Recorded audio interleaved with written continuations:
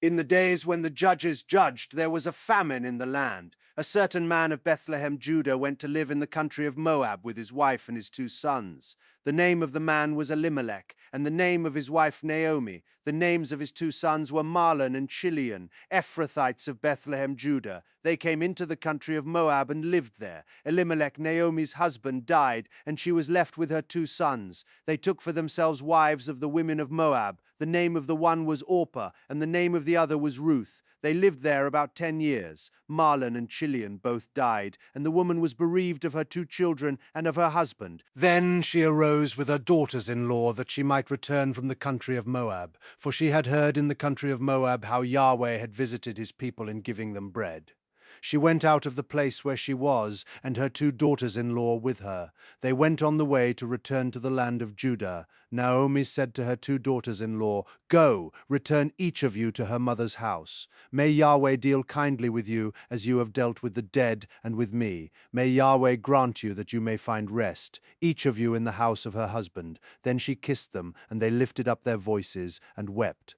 They said to her, "No, but we will return with you to your people." Naomi said, "Go back, my daughters. Why do you want to go with me? Do I still have sons in my womb that they may be your husbands? Go back, my daughters, go your way, for I am too old to have a husband if I should say, I have hope. If I should even have a husband tonight, and should also bear sons, would you then wait until they were grown? Would you then refrain from having husbands? No, my daughters, for it grieves me seriously, for your sakes, for Yahweh's hand has gone out against me." They lifted up their voices and wept again. Then Orpah kissed her mother-in-law, but Ruth stayed with her. She said, "Behold, your sister-in-law has gone back to her people and to her God. Follow your sister-in-law," Ruth said. "Don't urge me to leave you and to return from following you, for where you go, I will go, and where you stay, I will stay. Your people will be my people, and your God my God. Where you die, I will die, and there I will be buried. May Yahweh do so to me, and more also, if anything but death parts you and me." When Naomi saw that she was determined to go with her, she stopped urging her. So they both went until they came to Bethlehem. When they had come to Bethlehem, all the city was excited about them, and they asked, "Is this Naomi?" She said to them, "Don't call me Naomi, call me Mara, for the Almighty has dealt very bitterly with me. I went out full, and Yahweh has brought me home again empty. Why do you call me Naomi, since Yahweh has testified against me, and the Almighty has afflicted me?" So Naomi returned, and Ruth the Moabitess, her daughter-in-law, with her, who returned out of the country of Moab. They came to Bethlehem in the beginning of barley harvest. Naomi had a relative of her husband's, a mighty man of wealth, of the family of Elimelech, and his name was Boaz. Ruth the Moabitess said to Naomi, "Let me now go to the field and glean among the ears of grain after him in whose sight I find favor." She said to her, "Go, my daughter." She went and came and gleaned in the field after the reapers, and she happened to come to the portion of the field belonging to Boaz, who was of the family of Elimelech. Behold, Boaz came from Bethlehem and said to the reapers, "May Yahweh be with you." They answered him, "May Yahweh bless you." Then Boaz said to his servant who was set over the reapers, "Whose young lady is this?" The servant who was set over the reapers answered, "It is the Moabite lady who came back with Naomi out of the country of Moab. She said, 'Please let me glean and gather after the reapers among the sheaves.' So she came and has continued even from the morning until now, except that she rested a little in the house." Then Boaz said to Ruth, "Listen, my daughter, don't go to glean in another field, and don't go from here, but stay here close to my maidens. Let your eyes be on the field that they reap, and go after them. Haven't I commanded the young men not to touch you? When you are thirsty, go to the vessels and drink from that which the young men have drawn." Then she fell on her face and bowed herself to the ground, and said to him, "Why have I found favor in your sight, that you should take knowledge of me, since I am a foreigner?" Boaz answered her, "I have been told all about what you have done for your mother-in-law since the death of your husband, and how you have left your father, your mother, and the land of your birth, and have come to a people that you didn't know before. May Yahweh repay your work, and a full reward be given to you from Yahweh, the God of Israel, under whose wings you have come to take refuge." Then she said, "Let me find favor in your sight, my lord, because you have comforted me, and because you have spoken kindly to your servant, though I am not as one of your servants. At mealtime Boaz said to her, "Come here and eat some bread, and dip your morsel in the vinegar." She sat beside the reapers, and they passed her parched grain. She ate, was satisfied, and left some of it. When she had risen up to glean, Boaz commanded his young men, saying, "Let her glean even among the sheaves, and don't reproach her. Also, pull out some for her from the bundles, and leave it. Let her glean, and don't rebuke her." So she gleaned in the field until evening, and she beat out that which she had gleaned, and it was about an ephah of barley. She took it up and went into the city. Then her mother-in-law saw what she had gleaned, and she brought out and gave to her that which she had left, after she had enough. Her mother-in-law said to her, "Where have you gleaned today? Where have you worked? Blessed be he who noticed you." Naomi, her mother-in-law, said to her, "My daughter, shall I not seek rest for you, that it may be well with you?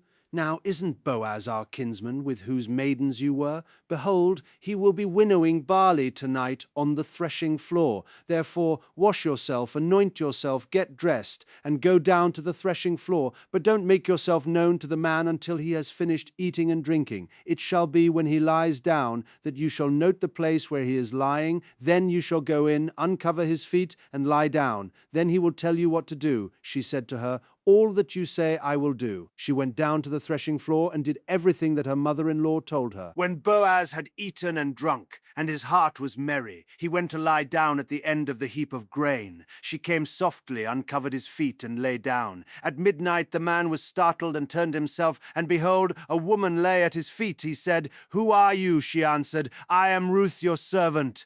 Therefore spread the corner of your garment over your servant, for you are a near kinsman." He said, "You are blessed by Yahweh, my daughter. You have shown more kindness in the latter end than at the beginning, because you didn't follow young men, whether poor or rich. Now, my daughter, don't be afraid. I will do to you all that you say, for all the city of my people knows that you are a worthy woman. Now it is true that I am a near kinsman. However, there is a kinsman nearer than I. Stay this night, and in the morning, if he will perform for you the part of a kinsman, good. Let him do the kinsman's duty. But if he will not do the duty of a kinsman for you, then I will do the duty of a kinsman for you. As Yahweh lives, lie down until the morning." She lay at his feet until the morning. Then she rose up before one could discern another, for he said, "Let it not be known that the woman came to the threshing floor." He said, "Bring the mantle that is on you, and hold it." She held it, and he measured 6 measures of barley, and laid it on her. Then he went into the city. When she came to her mother-in-law, she said,